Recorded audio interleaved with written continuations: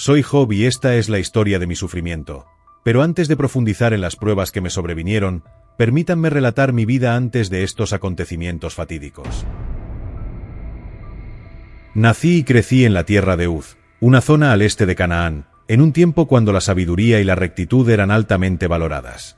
Desde joven, fui educado en los caminos de la justicia y el temor a Dios, valores que me acompañaron a lo largo de mi vida. Con el paso de los años, llegué a ser conocido como el más grande de todos los hombres en el este.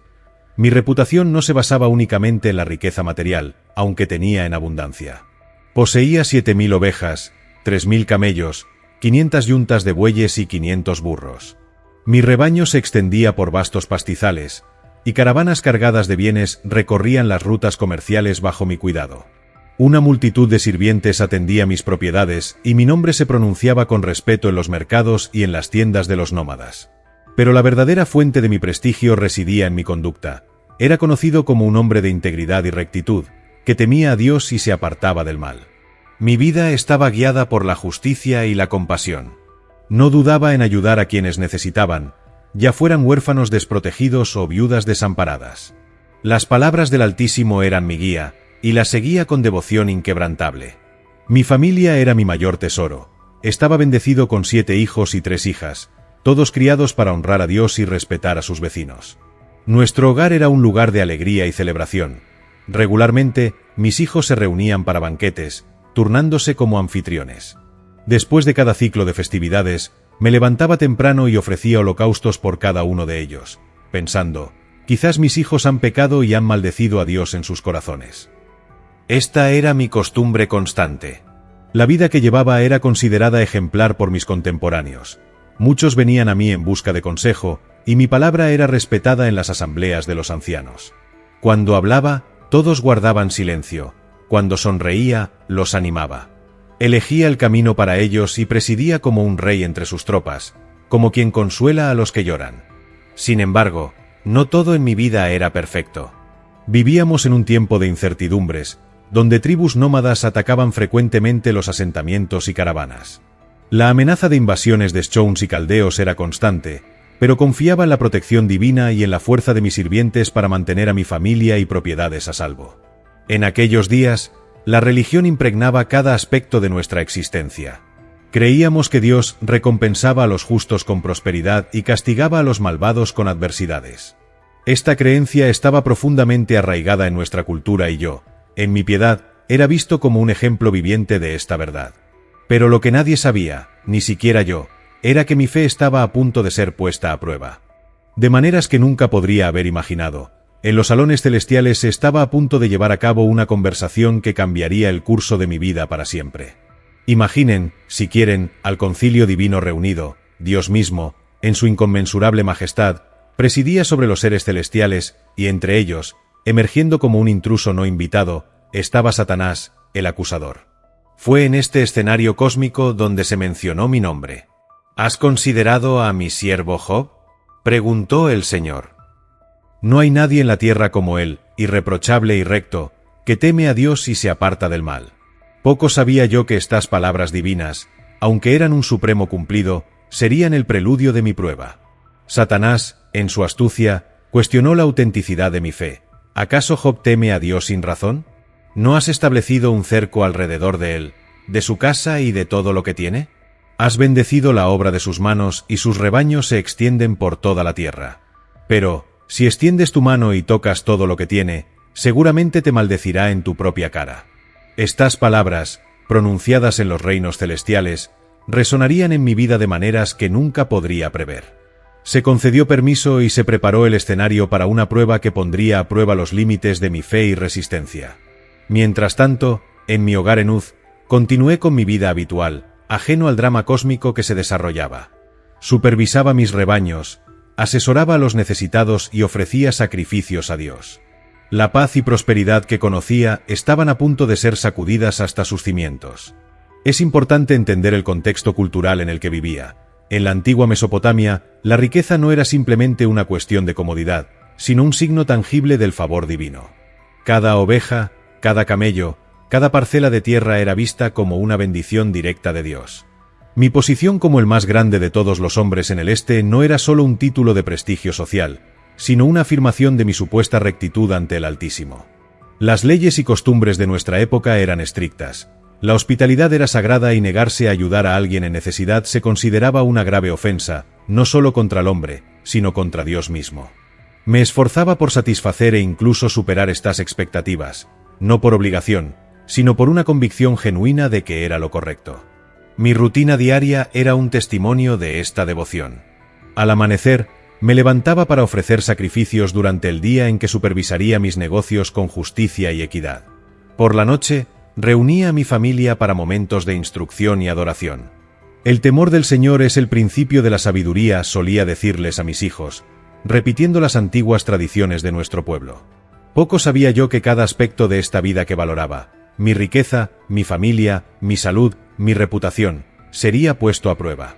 La conversación en los salones celestiales estaba a punto de desatar una serie de eventos que me llevarían a las profundidades de la desesperación, y en última instancia, a una comprensión más profunda de la naturaleza de Dios y la fe.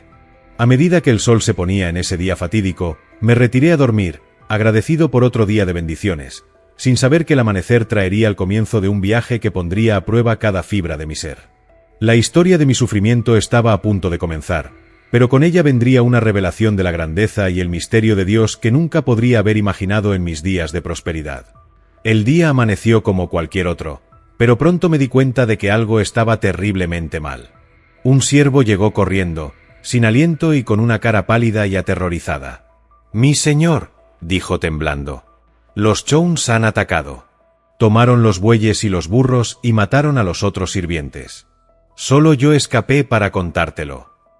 Apenas tuve tiempo de procesar esta noticia cuando apareció otro siervo, igualmente perturbado. Fuego cayó del cielo y consumió las ovejas y a los pastores. Solo yo sobreviví para traerte la noticia. Mi corazón comenzó a apretar, un sentimiento de terror se asentaba en mi pecho. Un tercer mensajero llegó, sus palabras cortando como un dagger. Los caldeos formaron 3 grupos y atacaron los camellos, llevándolos. A los otros sirvientes los pasaron a hierro. Solo yo logré escapar para contártelo. Con cada informe, sentía como si el suelo bajo mis pies se estuviera desvaneciendo. Toda mi riqueza, acumulada durante años de arduo trabajo y bendición divina, se evaporó en cuestión de momentos. Pero lo peor estaba por venir. El último mensajero trajo la noticia que hizo añicos mi corazón. Tus hijos e hijas estaban feasting en casa del hermano mayor cuando un fuerte viento sopló del desierto y golpeó los 4 ángulos de la casa. Se derrumbó sobre ellos y todos murieron. Solo yo escapé para decírtelo. En ese momento, sentí como si mi mundo entero se hubiera desmoronado. Todo lo que amaba, todo lo que daba significado a mi vida, me fue arrebatado en un solo día devastador. El dolor era insoportable, más allá de cualquier cosa que hubiera experimentado. En medio de mi angustia, me levanté, rasgué mi manto y me afeité la cabeza, signos tradicionales de luto en nuestra cultura. Luego caí al suelo en adoración. Las palabras que salieron de mi boca incluso me sorprendieron. Desnudo salí del vientre de mi madre y desnudo volveré. El Señor dio y el Señor ha quitado. Bendito sea el nombre del Señor. Incluso en medio del dolor más profundo, no maldije a Dios. Mi fe, aunque sacudida, permaneció intacta. No entendía por qué estaban sucediendo estos terribles eventos, pero me aferré a la creencia de que Dios era soberano sobre todas las cosas. En los días que siguieron, luché por encontrar significado en medio del caos. Mis sirvientes sobrevivientes buscaban mi guía, pero apenas podía encontrar la fuerza para levantarme cada mañana. La noticia de mi infortunio se propagó rápidamente y pronto me encontré no solo despojado de posesiones y familia, sino también de estatus social. Aquellos que una vez me habían reverenciado como un ejemplo de bendición divina ahora susurraban y especulaban sobre qué terrible pecado podría haber cometido para merecer tal castigo. La teología de la retribución, tan arraigada en nuestra sociedad, se volvió ahora contra mí. Mi esposa, en su propio dolor y confusión, me desafió. ¿Aún mantendrás tu integridad? Maldice a Dios y muérete.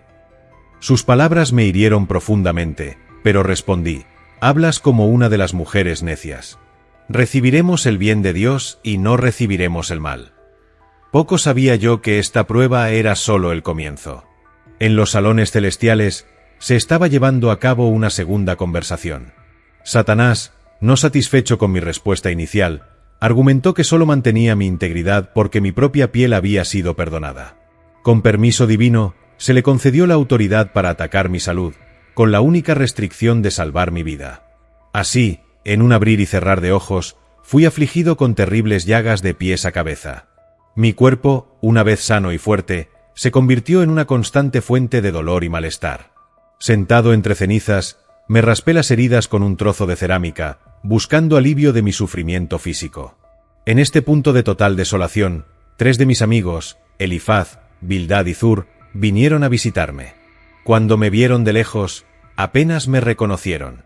Lloraron, rasgaron sus vestiduras y arrojaron polvo sobre sus cabezas en duelo. Durante 7 días y 7 noches se sentaron conmigo en silencio, testigos mudos de mi miseria.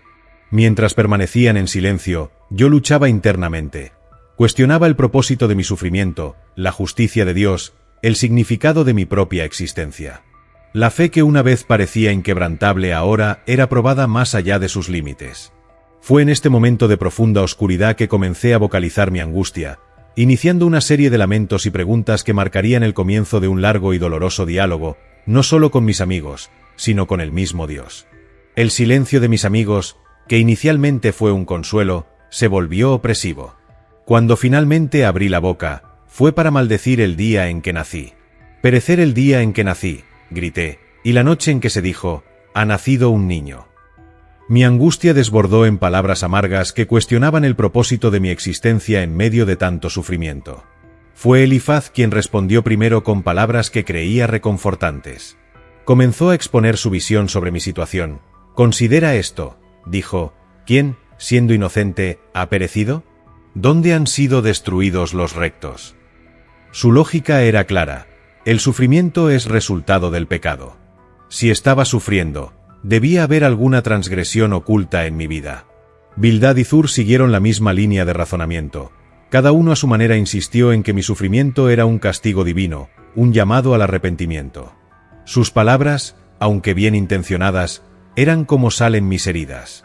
No entendían que mi integridad no era una máscara, sino el núcleo de mi ser. Con cada acusación velada, cada sugerencia de culpa oculta, respondí vehemente. «Sé que soy irreprochable», afirmé, «pero, ¿cómo puede un mortal ser justo ante Dios?» Mi frustración creció, no solo con mis amigos, sino con el silencio divino en sí. Anhelaba tener una audiencia. Con el Altísimo una oportunidad para presentar mi caso directamente ante Él. Los dolores físicos eran constantes, un recordatorio incesante de mi miserable condición. Las llagas que cubrían mi cuerpo no me daban descanso por la noche. Cuando otros encontraban alivio en el sueño, yo me revolvía en agonía. Cuando me acostaba, pensaba, ¿cuánto tiempo pasará antes de que me levante? La noche se alargaba y me movía de un lado a otro hasta el amanecer. Lamentaba que la soledad social amplificara mi sufrimiento. Aquellos que una vez me respetaron ahora me evitaban. Los niños se burlaban de mí y me convertí en un objeto de desprecio para aquellos que antes me tenían en alta estima. Dios me ha convertido en el blanco de sus flechas, declaré en mi angustia, sintiéndome no solo abandonado por los hombres, sino también por Dios. Mientras mis amigos persistían en sus teorías de retribución divina, yo continuaba proclamando mi inocencia. No negaba la soberanía de Dios ni su justicia, pero cuestionaba la aplicación simplista de esa justicia en mi caso. Incluso si fuera inocente, mi boca me condenaría. Incluso si fuera irreprochable, me declararía culpable, argumenté, expresando la complejidad de defenderse ante lo divino. Fue en ese momento que un cuarto orador entró en escena. Elu, más joven que los demás, había escuchado pacientemente el debate, indignado tanto por mi insistencia en justificarme como por la incapacidad de mis amigos para refutarme adecuadamente. Ofreció una perspectiva diferente. Dios es mayor que el hombre, declaró Elu, sugiriendo que el sufrimiento podría tener propósitos más allá del mero castigo. Argumentó que a veces Dios usa el sufrimiento para refinar el carácter, para enseñar y para evitar que las personas caigan en el pecado. Sus palabras, aunque aún no del todo satisfactorias, abrieron una nueva dimensión al debate. Mientras Elu hablaba, comenzó a ocurrir un cambio. El cielo se oscureció y un viento fuerte comenzó a soplar. De repente, en medio de un torbellino, se escuchó la voz de Dios mismo. «¿Quién es este que oscurece mis planes con palabras sin conocimiento?», rugió la voz divina. Lo que siguió fue una serie de preguntas que expusieron la inmensidad del conocimiento y el poder de Dios en contraste con mi limitada comprensión humana. ¿Dónde estabas cuando establecí los fundamentos de la tierra?, preguntó Dios. ¿Quién cerró el mar con puertas cuando brotó de la matriz? ¿Cuándo hice de las nubes su vestido y de la oscuridad densa su faja? Cada pregunta divina revelaba un aspecto de la creación y la providencia que estaba más allá de mi comprensión. Desde las profundidades del mar hasta las constelaciones del cielo, desde los hábitos de los animales salvajes hasta los misterios del clima, Dios demostró su soberanía absoluta sobre toda la creación. A la luz de esta abrumadora revelación de la majestad divina, mi perspectiva comenzó a cambiar. Me di cuenta de que había hablado de cosas que no entendía, de maravillas que estaban más allá de mí. De oídas había oído de ti, confesé, pero ahora mis ojos te han visto. Por tanto, me aborrezco y me arrepiento en polvo y ceniza. Este encuentro con Dios no respondió directamente a mis preguntas sobre la razón de mi sufrimiento. En cambio, proporcionó algo más profundo, una comprensión de la inmensidad de la sabiduría y el poder de Dios, ante los cuales mis quejas parecían insignificantes. Después de mi arrepentimiento, Dios se volvió hacia mis amigos. «Estoy enojado con vosotros», les dijo a Elifaz, Bildad y Zur, «porque no habéis hablado de mí lo que es recto, como mi siervo Job lo ha hecho. Se me instruyó para que orara por ellos, para que Dios no tratara con ellos conforme a su locura. El acto de interceder por aquellos que me habían acusado injustamente fue un punto de inflexión. Mientras oraba por mis amigos, sentí un peso levantándose de mis hombros. La amargura que se había acumulado durante meses de sufrimiento comenzó a disiparse. Fue entonces cuando Dios comenzó a restaurar mi fortuna. Familiares y amigos que se habían distanciado durante mi tiempo de aflicción regresaron. Trajeron regalos y ofrecieron consuelo, reconociendo el sufrimiento que había soportado. Gradualmente, mi salud fue restaurada, las llagas desaparecieron y mi cuerpo recuperó su fuerza. Mis rebaños comenzaron a crecer nuevamente, superando en número lo que había poseído anteriormente. El Señor bendijo la parte final de la vida de Job más que la primera. La gente decía, maravillándose del cambio en mi fortuna: «Fui bendecido con 7 hijos y 3 hijas, como antes». Mis hijas eran reconocidas como las más bellas de toda la tierra y, contrariamente a las costumbres de la época, les di una herencia junto con sus hermanos. Viví para ver a mis hijos y nietos hasta la 4ª generación. Cuando finalmente dejé este mundo a la edad de 140 años, fui un hombre satisfecho, habiendo experimentado no solo las profundidades del sufrimiento, sino también las alturas de la gracia divina. Sin embargo, mi historia no trata solo de la pérdida y la restauración material. Es un testimonio de la complejidad de la fe, la sabiduría insondable de Dios y la capacidad del espíritu humano para perseverar a través de las pruebas más severas. A través de mi sufrimiento aprendí que la relación entre Dios y el hombre trasciende la simple lógica de recompensa y castigo. Descubrí que la verdadera fe no es aquella que nunca cuestiona, sino la que persiste incluso cuando todas las respuestas parecen distantes. Mi viaje sirve como un recordatorio de que el sufrimiento, por incomprensible que parezca, no siempre es un castigo.